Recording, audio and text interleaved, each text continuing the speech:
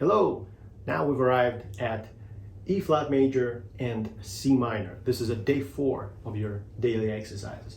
Basically the same idea applies to all the previous scales you've been doing. So this is just an add-on, 3 flats, be careful, and we're going to do the 2 versions of each, top bowings and the bottom bowings. So follow me.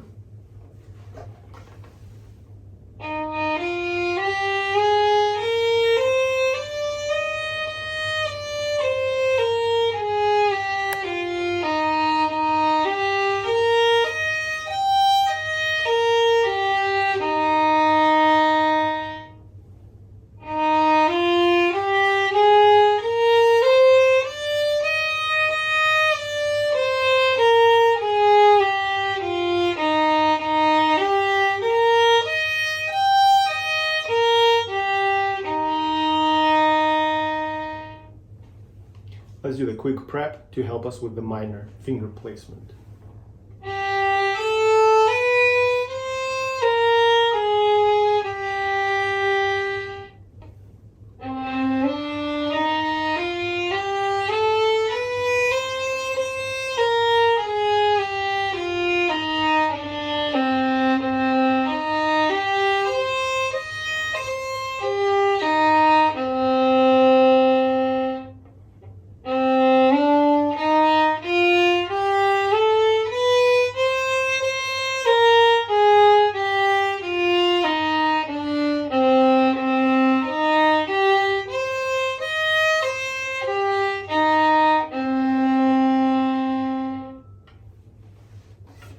Although this is getting a little bit trickier than previous scales you played, this isn't too bad yet, and things are gonna get a little trickier as we go further and deeper into the flat territory, and then of course more sharps. So the more flats, the more sharps, the harder it gets, and that's completely normal. But if you follow this training, you should start getting more familiar with how this works and learn how to play in all 24 different keys.